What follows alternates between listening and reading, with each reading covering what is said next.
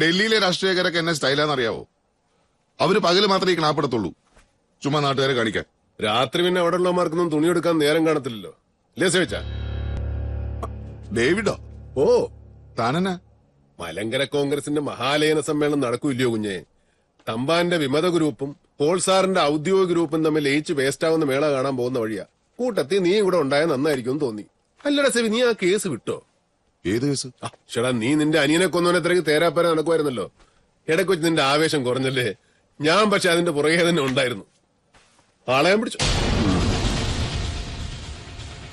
ആരാന്ന് ചോദിക്കടാ ചെറുക്ക, നിനക്കറിയണ്ടടാ.